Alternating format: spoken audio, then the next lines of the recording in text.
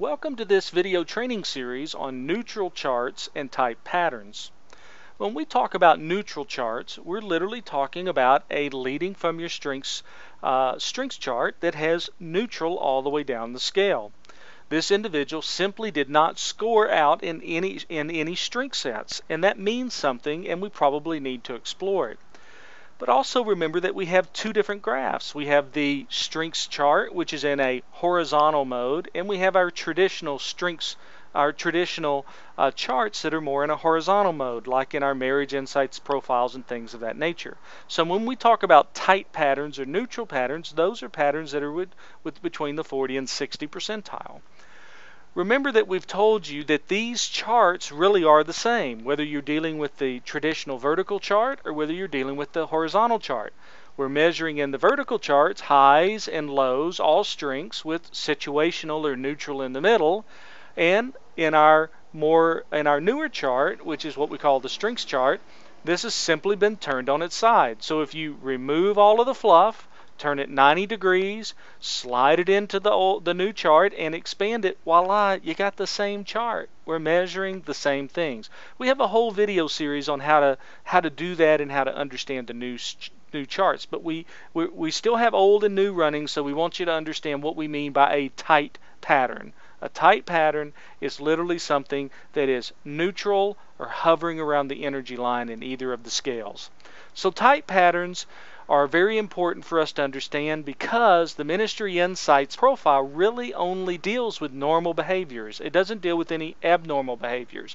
So because it's normal behavior and we get an unusual pattern, we must understand whether this tight pattern is in the core graph or in the adapted graph. So we need to approach it based on where it occurs.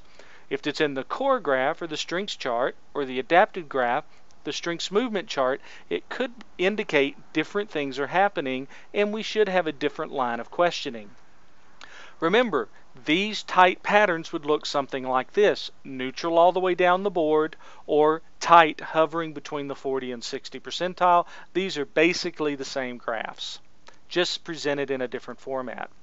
So the tight pattern in the core graph or the strengths chart, someone might be attempting to outsmart the questionnaire, overanalyzing by taking too long to respond, experiencing a significant emotional event or personal trauma, or under pressure to be all things to all people.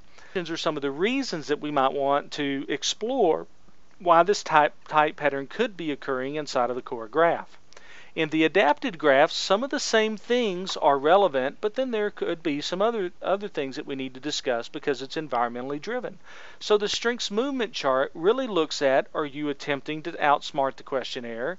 Are you trying to be an overachiever? In other words, remember the core graph deals with who I am, fearfully and wonderfully made, so that's going to be more in who I am. The adapted graph or strengths movement chart deals with who I think I need to be, and it's environmentally driven. So something's communicating to me I might need to be an overachiever. I overanalyzed and took too long to respond, or I'm beginning a new job, or my environment is changing dramatically, okay, and I don't understand what is required for success inside of that new environment. Or I'm transitioning from one environment to another, maybe inside of the same organization.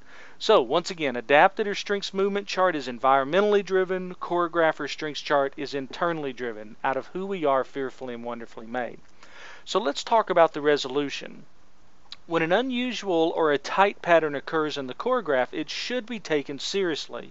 The person is experiencing stress or discomfort, and the result will have a direct effect on performance and relationships. Professional help is needed for the person to discover who he or she really is. So don't be afraid to refer them out if needed. But don't be afraid of the process either. You don't have to fix anything. Yours is the role of discovery. Help them discover what the factors are that are influencing this graph, whether it be the core graph or strengths chart or adapted graph or strengths movement chart. So ask the following questions one at a time and look for the reason. Be patient and gently draw out the people. The first question we would ask is, are you experiencing a significant emotional event or personal trauma? Most of the time, when you have a tight pattern, that's what's driving it. When you ask this question, zip your lip and let them talk. You'll be surprised what comes out. Do you feel that you overanalyzed the questionnaire and that you took too long to respond? That would be the second question that we would ask. The third question might be, do you feel like you're under pressure to be all things to all people? So these three are the most predominant factors of the reason why you might have a type pattern. If nothing comes out during this line of questioning, I might ask the last question, and that is, were you attempting to outsmart the questionnaire? In other words, were you being truthful? Now, I don't say that. I talk about outsmarting the questionnaire, and really you can't do that, and that's why you received a type pattern. 2 responses. If yes to any of these questions, I want you to have them complete exercise 1. If no to any of these questions, I want them to complete exercise 2. Exercise 1 is simple. Have them turn to the general characteristics of their profile and do the following. Have the person read the first statement and indicate if it's true.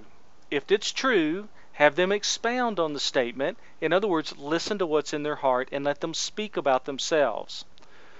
They could say that it's false. If they say that it's false, I want them to explain why they think it's false and for you to determine if the statement should be blotted out of their profile or if they could have a blind spot.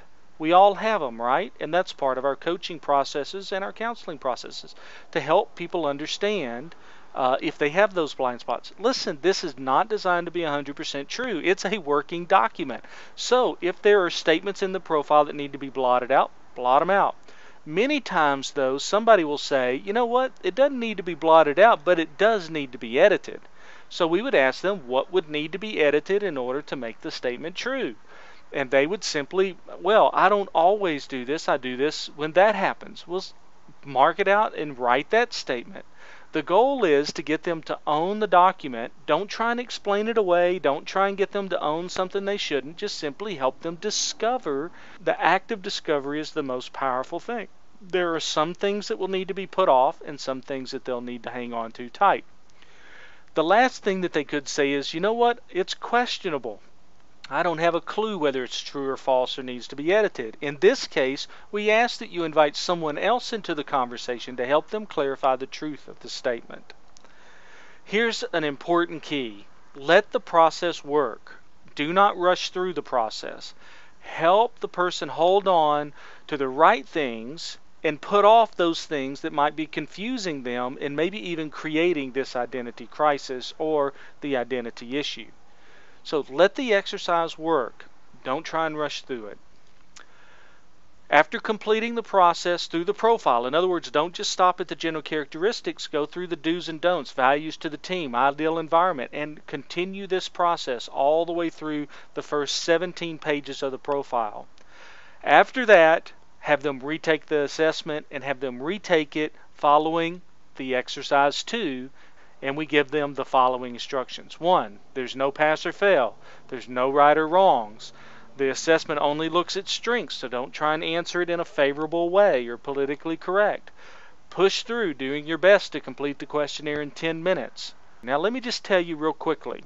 If you're going through this process or if you get a response note or somebody that gets a type pattern and you're getting ready to go out and do a team building, don't freak out. Don't feel like you got to handle this situation or go through this questioning before you go through the team building process. It's not necessary. If you have time, great, do that. If you don't have time, take them through the process, wait for them to ask that question, and then ask for some time after the session to review their results one-on-one. And that leads into some coaching post-session, and that's when you would work them through the exercises. So I hope that you've enjoyed this video training series on neutral charts and type patterns, and I look forward to you joining me on the next series.